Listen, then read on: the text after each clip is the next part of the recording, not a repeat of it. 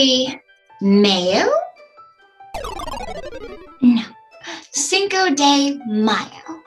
Hello, everyone, and welcome back to the Gotalkto English podcast. I am your host, Teacher Emily, coming to you live from the United States, and I can't wait to discuss with you, Cinco de Mayo, and especially what we do here in the US. Now, for someone who has been born and raised in the United States, usually in school, whenever it comes to, general history or talking about heritage and where things come from, we usually get the shortened version, the simpler version, something that's easy for us to understand. So a lot of people in the United States think that Cinco de Mayo is Mexico's Independence Day, but that's actually September 16th. For a long time, just as a kid, every time Cinco de Mayo would roll around, it was something that was very much a part of American culture. I lived in Texas. I lived in the South, which, Texas is right there on the border of Mexico. So there was a lot of Mexican heritage. It was very, very rich. And to this day, I still beat myself up about not learning Spanish. It's on my to-do list. But it was really, really nice because as a United States American, we are such a melting pot. There's such a mixing of different cultures that we kind of just become American. The way we live our lives, the way that we interact with people, our families, it's very much just American. It's like this really cool, just mishmash combination of everything. So whenever we have days like this, St. Patrick's Day, Cinco de Mayo, they're really, really fun because it takes a little bit of a spotlight to focus on these cultures that make us who we are, our ancestry, if you will. When Cinco de Mayo would come around, it was like, woohoo, Mexican 4th of July. So as I got older, it was definitely fascinating to find out the real root of Cinco de Mayo, which I am absolutely going to share with you today. A quick history lesson. Cinco de Mayo celebrates the remembrance of the Battle of Puebla. The Battle of Puebla took place between Mexico and France. Now, it's really important because this happened back in 1862, and if you know your American history, this took place around the same time as the Civil War, which was definitely a very important connection to America.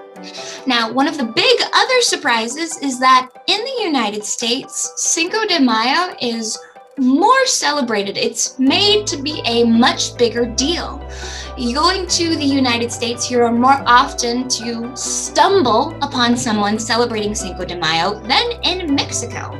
So it's kind of crazy how much it means to us.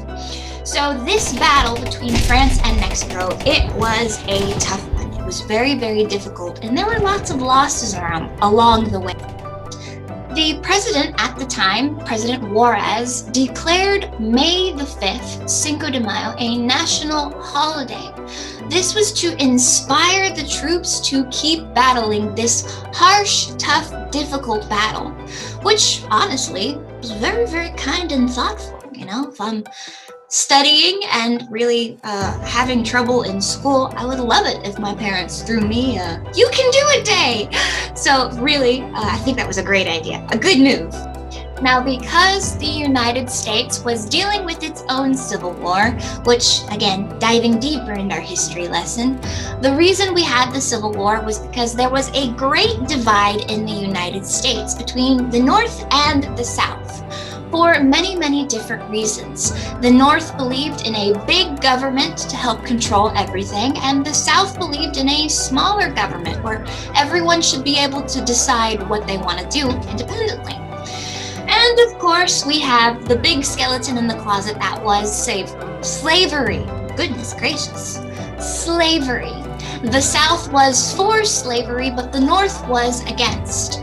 Now, this is a really key, big, important opposition to take note of, because, and this is one of the facts that really just blew me away, and it made me so excited to be what I am.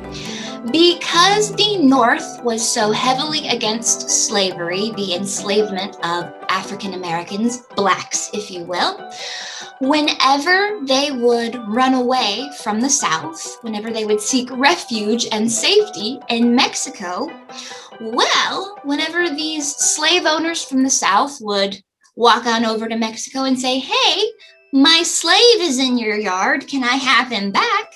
Well, Mexico stood strong and they said no, declaring that any person who steps on Mexican soil is thereby a free citizen, which was really, really fantastic because, well, as you can see, the North won and slavery was abolished, and we have the America that you see today, or the United States. You'll have to forgive me. That is definitely one annoying little habit that I'm trying to get over. For some reason, kind of a guilty habit is that in the United States, we commonly refer to ourselves as Americans. Even people in other countries, other continents, whenever they see us in our very obvious, American fashion, they go, oh yeah, they're Americans. Look at the Americans. But this can be very, very irritating if you live in Central America or South America, because those are also Americas. So we are not just Americans. If anything, it would be more correct to say we are North Americans. But at that point, you have to consider Canada. United States, why do we do this? Anyway, so as a United States citizen, it was really cool. The United States that you see today was, well, thanks to a lot of working together and a lot of good, compassionate people. And Mexico was a big part of that. Now, after the Civil War had ended and the North had won, well, that's when the U.S. pulled up its bootstraps and they went in to go help Mexico with some of the armed forces. This was very helpful, and it led to the victory of Mexico in the Battle of Puebla.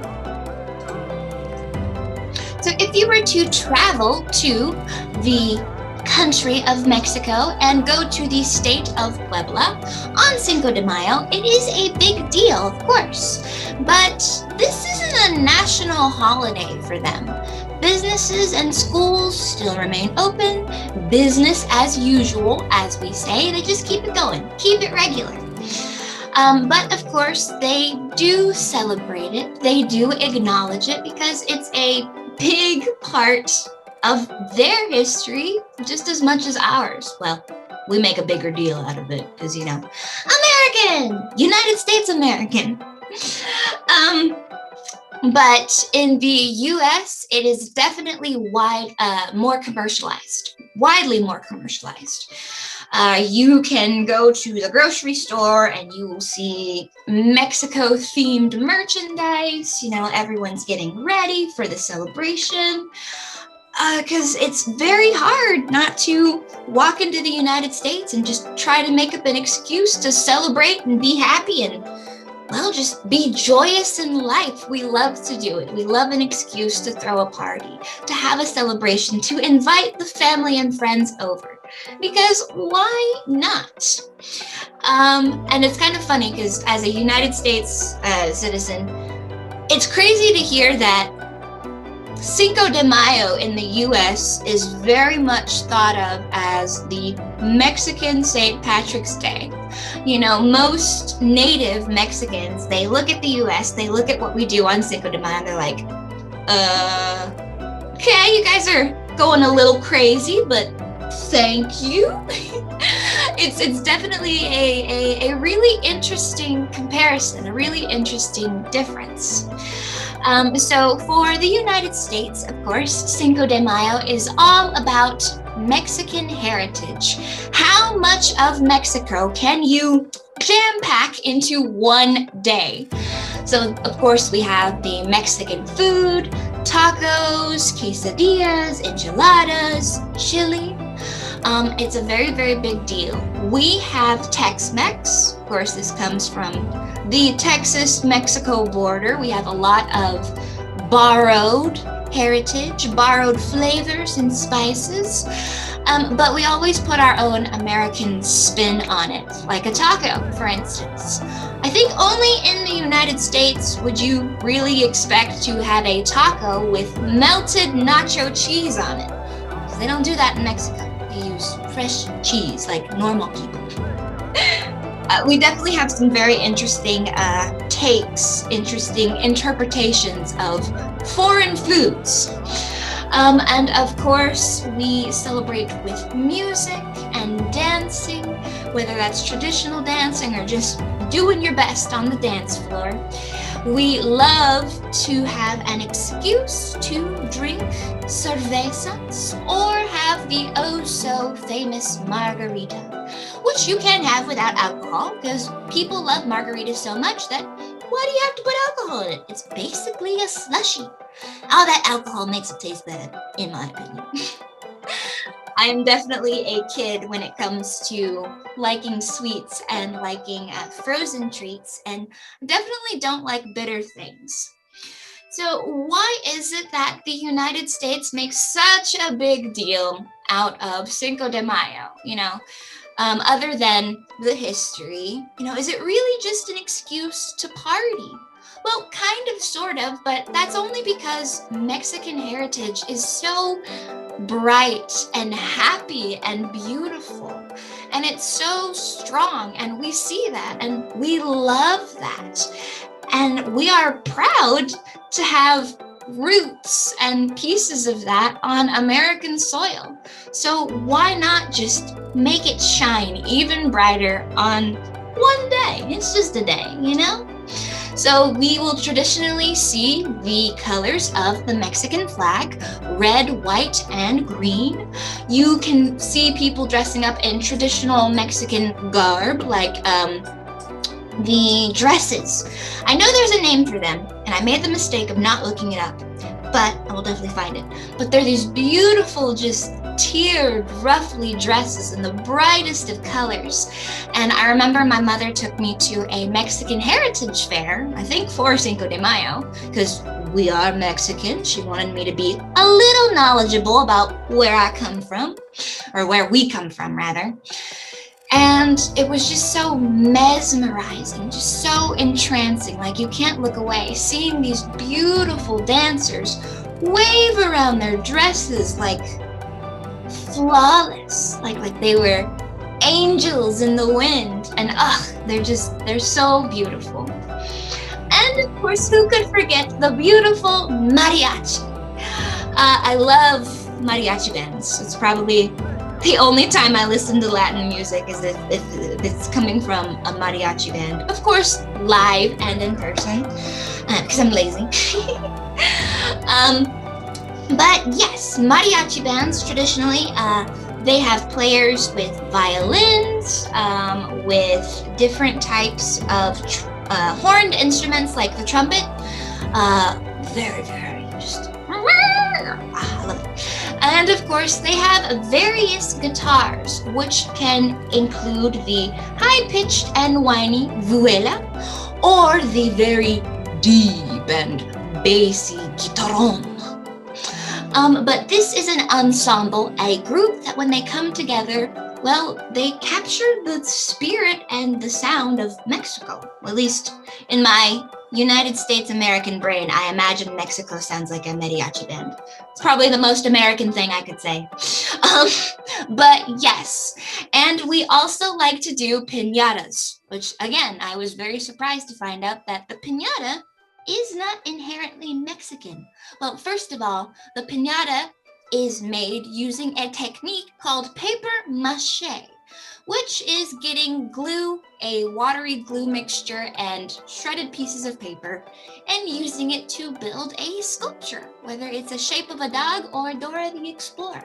I have hit many Dora the Explorer piñatas in my lifetime. At least more than you would expect for 24 years. I'd like to think so. But first of all, paper mache, that's French. So the piñata tradition comes from Italy. This is where they usually use them for birthday parties, for celebrations. We get the stick and we whack the paper mache dummy, and all the candy and the goodies spill out. And it's a little morbid, honestly, the more I think about it, hitting something until it just bursts and getting all the goodies inside. Like, children are scary. Children are scary. But piñatas, honestly, they're fun. They're help you get the stress out, they help you work out all the tension from the day. So we do use them for birthday parties and other get-togethers. My family, we have a yearly family reunion down in Texas, and usually we try to have a piñata, whether we go out and buy one at the store or one of the crafty family members decides to make one. But they're just so much fun, and they're so funny. I talk about little kids like they're just vicious, but really it's the adults, because we like to watch them, because they're just swinging, and they're blindfolded. I forgot about that part. You're blindfolded, so you're just and it's the funniest thing.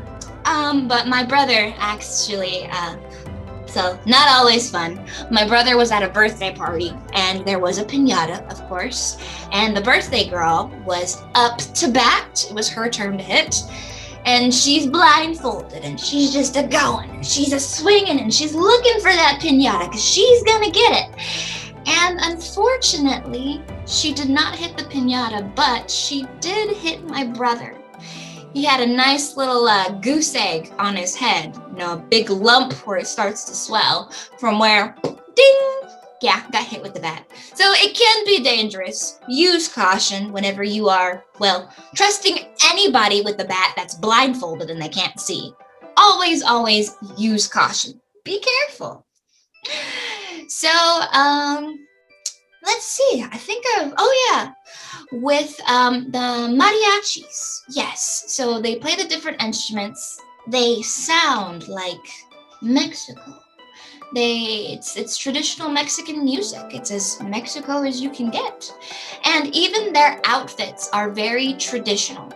You see the mariachi suits, you see the beautiful, shiny, decadent buttons, and also they have the traditional hat, the sombrero. And we have our own version of the Mexican hat dance. It's the Mexican hat relay. And this is where we take turns trying to dance around a sombrero as fast as we can before we return to our original spot, the original place. Which there's lots of laughing, there's lots of falling down. It's really, really great.